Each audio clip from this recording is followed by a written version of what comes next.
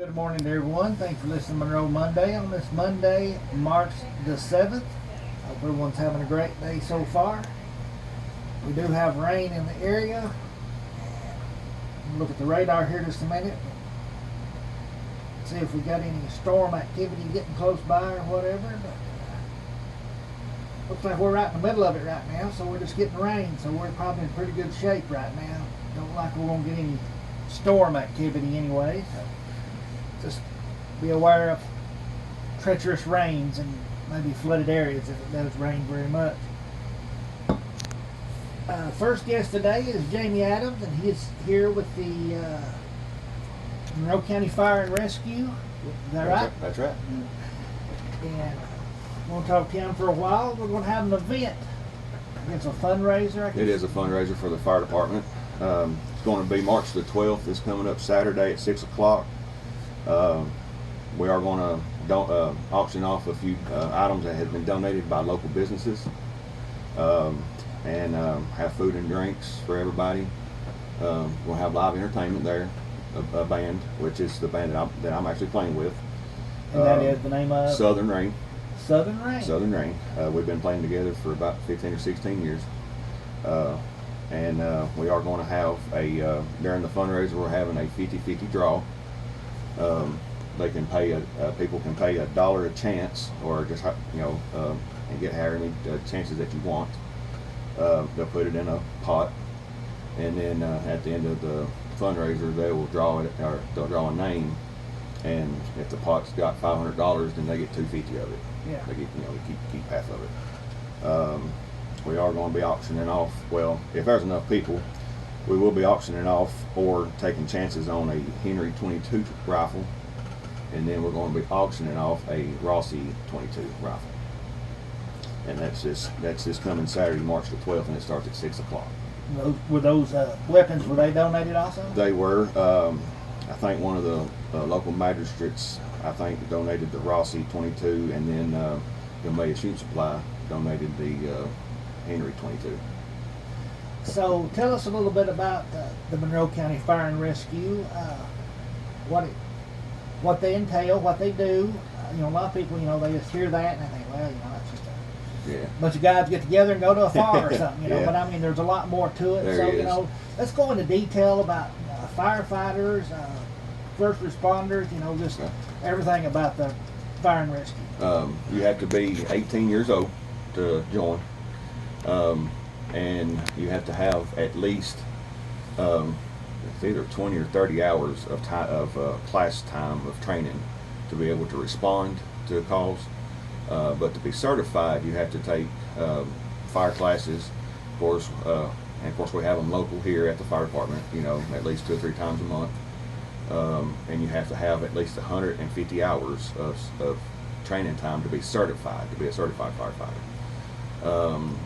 But I mean, after you get certification, or after you get your certification and stuff, I mean, like you said, we go to house fires, we go on medical calls with the EMS service, we go to vehicle wrecks, fires, stuff, and here lately we've been, it's been more medical calls than anything, but like I said, we do have trainings and stuff and everything, but I've been on the fire department for like 17 years, and when I first started, you had to have 20 hours of training time before you can actually start responding to calls, and but I think they actually upped it to 30 hours now. But like I said, you do have to be 18 to join, and everything. But now if you want to join and you're only like 17, they will let you. And everything, so that way you can go ahead and get your hours, your training, get your hours, and then when you get 18, you can go. You can get ready to go. But yeah, like I said, we here lately we've been helping the EMS a lot, on medical calls, stuff like that, because I mean the EMS, they've been run ragged, all the time and stuff. So, but and of course we help other fire departments, if it's a structural fire or something like that, if it's a pretty sized structural fire, depending on what area it's at, they always call for another department to come and help and everything. But of course, firefighting, it don't matter if you, from Kentucky or Tennessee, firefighters are all, they're like a band of brothers, so, yeah. You was talking about going and helping the EMS. What exactly do y'all use? I mean, I guess you'd be considered a first responder. A lot of times y'all might get there before the ambulance does. Yeah, we are. As far as that, I mean, there's a lot of times where, if it's an unresponsive person or something like that, we're certified CPR, first aid and stuff, and everything, lift assists and stuff, for heavier people. And everything, and depending on where the person is, there's, of course, there's been several times where, the person's been upstairs or something like that, and the stairs has got, turns and stuff like that in it. That's mainly about, what we've been doing is doing a lot of lift assists here lately and stuff. So. Yeah, because the stretchers they use now are just, they're pretty good size anyway. Yeah, they carry equipment and people too. So. Yeah.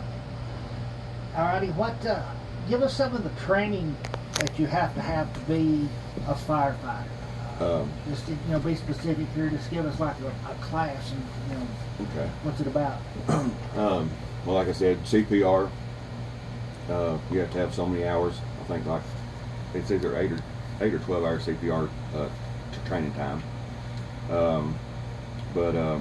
They show you the techniques on how to properly do CPR. How to put how to put your hands together, and they want you to do the beat of staying alive. And supposedly that's supposed to be the beat you're supposed to do when you're doing chest compressions on somebody, if you had to. It's not funny, but it ain't funny, but yeah. Staying alive. Yeah, that's what they teach you is keep the rhythm to staying alive, Yeah. And and then we have classes for, it's called firefighter survival rescue, and of course we're dressed in our full turnout gears, and stuff, and you had to learn how to properly drag people. There's different kind of carries you can do, heaven forbid we ever have a down firefighter or something like that, but there's a whole lot of different kind of techniques you can to get them out of the situation. But then we have extrication class for for vehicle wrecks and stuff like that, on how to cut the tops off the cars and stuff like that. But of course now with these new vehicles and stuff that they're coming out with, these new electric ones and stuff, it's a whole different ball game, than this just old trucks like I've got,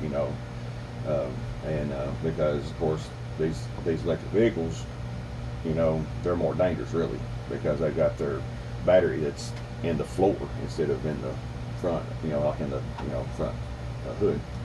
And if you ain't careful, if the airbag don't deploy in a crash and you're in there trying to get the person out, and if something triggers that airbag, it can hurt you very seriously. But I mean, there's a lot to keep up with as far as training and stuff goes.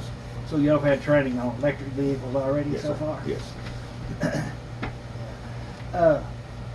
I remember doing CPR several years ago, and it was like 5 compressions, 2 breaths, and it's changed over the years. I've heard that they go with maybe 25 or 50 compressions, and or whatever, and then 2 breaths. So what's the standard now?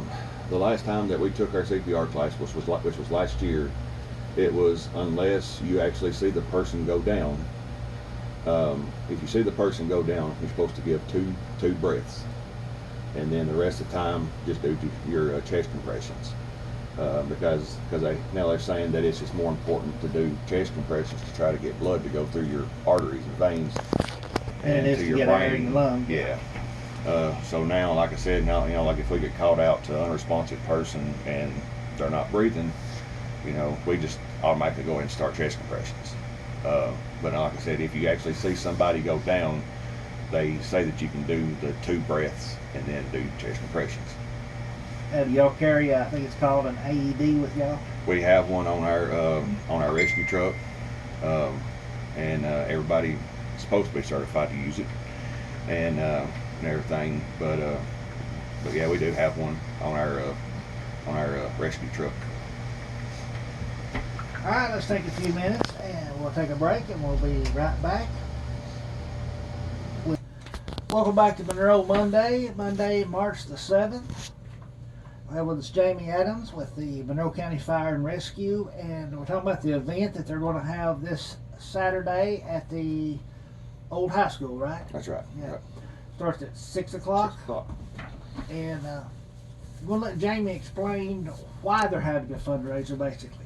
The reason why we're having the fundraiser is to try to get more money for better equipment, because the equipment that we have is getting old and getting wore out. It's one of them that sometimes it starts on right on right on the spot, and sometimes you have to just keep, if it's a gas, of course everything we got's gas except for one thing, it's got a hydraulic or whatever. But that's mainly the reason why we're having it, is to get more money, so that way we can buy some better equipment to help do our job better, and everything. Because like I said, like even your I guess you call it turnout gear. Yeah, your fire suits, they're dated, aren't they? They are. 10 years is all they're good for, and of course there's a lot of them that's about getting out of date. But of course we do have ways of getting grant money and stuff, and of course when we get grant money to the state of Kentucky, we can purchase turnout gear, equipment, stuff like that, but it's not very much. So if you get 6 or 7 firefighters that need new equipment, it's on I think a pair of turnout gear for the whole thing's probably around $4,000 or $5,000, per person. So that grant money don't go very far. No, it So don't. that's one reason why that we're trying to do these fundraisers and stuff. So that way we can, like I said, get better equipment, better turnout gear and stuff like that. And of course some of that money too will go to fix our trucks up, stuff like that, make them run good and stuff, Right. But yeah, like I said, some of our equipment's getting pretty old, so I mean, we need some pretty new equipment. And also, just to mention that everybody is voluntary. Everybody is, yeah. Volunteer, so you don't get paid, and so appreciate all the efforts for the ones that's on the Monroe County Fire and Rescue, and because they take their time out, to get out of a bed at night, or to do the trainings, Yeah. that's a lot of training to do.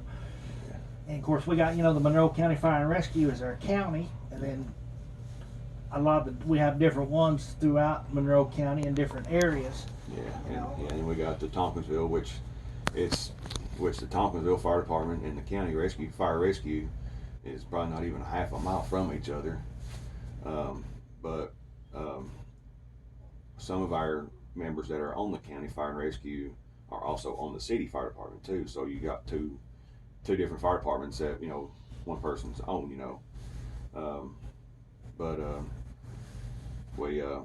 And you carry your turnout gear with you? No, we keep it at the fire station. Okay.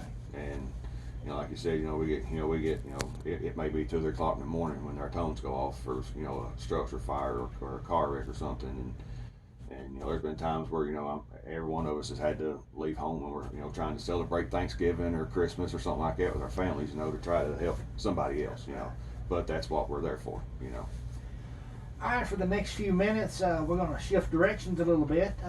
Jamie is also running for constable in the third district. Third district. And so let's talk about responsibilities of a constable. And well, first off, let's go back and say, who's Jamie Adams? Who's the parents, the family wise and everything. Okay. Just kind of introduce yourself. Parents wise, well, yeah, my name is Jamie Adams. I've lived in Tompkinsville for 18 years, and I've got a wife married to her for 17 years named Sarah. A little boy named Bryson, he's 11. My mom and dad was Gary and Brenda Adams. My dad was actually from Tompkinsville. And I've got a lot of family up here as far as on the Adams side, and that mostly probably everybody knows. But like I said, I've lived here, called Tompkins my home for 18 years, you know. But Where did you move from? I moved from Red Springs, Tennessee. Oh, you're just over the hill. Just then. over the hill, yeah, just a few minutes down the road. Yeah. All right, like I said, let's give us a little background on constables and what they are exactly in Monroe County, Right. but in any county. Okay. As far as a constable goes, they have the same powers pretty much as a sheriff. They can arrest people, serve papers. They help out pretty much where it's needed, if it's, you know, whether it be for traffic control for a wreck or something like that. And they just kind of help out, you know, when needed. So what made you decide to run for constable? What made me decide was, you know, I think if you get elected for a position like that, that you should be out doing that job, you know, at least trying, you know. And I mean, I'm just gonna say it, the one that we've got right now does not do it, you know. And I think, like I said, if you get elected for that position, you know, you should be out doing that job to the best of your abilities, you know. And, you know, if I was to get elected for this position, you know, I'm going to be out as much as I can be out. You know, of course, I do have a full-time job, you know, during the day, but of afternoon or whatever, or even during the day, you know, if it's something that they need me for, I'm going to be there, you know. And but you know, I just think that there's only maybe one or two constables in our district right now that actually even does anything, you know. But and like I said, I don't have nothing against this other, my running opponent, but you know, if you ain't gonna do the job, you know, why even run, you know? But like I said, I mean, if I do get elected, you know, I'm going to be there, you know. I'm going to be there for, you know, anybody day or not. And where is the third district exactly at? Now, from what I was told, now I'm still doing my studying on this, but I was told that it comes from 163 out at the Metcalfe County line, comes into town, and it turns at the red light, like past W's, go past W's, and then you go out 63 and out Sand Lake Road, and then you cut back across on Billingsley Road back to Suffolk Road, and then come back to town, and that's supposed to be like a big circle, whatever. But it's third district. Yeah, it's third district. Now, as a constable, do you have rights in all the other? I mean, throughout the whole county. I mean, you don't have to stay in your precinct. Right? No, you don't have to stay. Now, used to, if you got elected for that one district, that you had to stay in that. But I think several years ago they changed it to where you can go outside your jurisdiction to help, like another constable or another, you know, law enforcement agency or something like that. But as of right now, no, you don't have an actual, I guess you call it jurisdiction or whatever. You can actually go outside of your own to help. Now, is there any particular training you have to be a constable? As far as training, I mean, I'm sure you probably do. I mean, honestly, about the only background that I've got is just, you know, I worked at the county jail and everything. But as far as the training, I mean, if there is, I mean, I'm more than willing to do it, you know. Go to classes. Yeah, or whatever. go to classes. Yeah. All right. Anything else you want to put out there about the event or about running for constable? As far as the event, we'd like to see everybody out and supporting a good cause, and everything. Like I said, every bit of money that we take in for that night will be going for the fire department itself and everything. And we hope to have a good crowd. Everyone have political speaking? I'm sure there'll probably be a few people there. You know, some of the candidates and stuff. I'm sure that they'll be there. And as far as the election, I mean, you know, I would greatly appreciate your votes, and I'll do the best I can if I get it. And also, speaking of doing this fundraiser, you know, I've been to several fundraisers that They might have a country ham for sale, and then they auction it off. We've got about 3 or 4 so far. And it might be auctioned Yeah. off 2 or 3 10 times. Yeah. If somebody just donate it back, and they'll just continue to Yeah. re-auction it off. Until I somebody- reckon they're gonna have. I reckon we're gonna have cakes and pies and just different stuff. And like I said, local businesses donate, different things. I know Ace Hardware that they donated a big Yeti mug and everything. And of course, that Yeti brand ain't cheap. That's right. So, but yeah, I mean, everybody, all of our local businesses has been really, really helpful about donating stuff, either items to auction off or monetary, donations. And if you, as a person, would just like to donate to the Monroe County Fire and Rescue, you can just come over there and just give a donation. And that will be Saturday night, 6 o'clock at the Monroe County Old High School Right. Gymnasium. Starts at 6. Live entertainment with Southern Rain. Yeah. And you said you was in that band, so Yeah. are you a singer or player? Well, I sing one song and that's it, and it took them years to get me to sing that one song, but I just play the bass. Bass guitar. Yeah, I just kind of carry the rhythm for them a little bit. All right, Janie, appreciate you coming in today, and we'll let you go and get back to work. And Thank you for having me. We'll be right back with more Monroe Monday.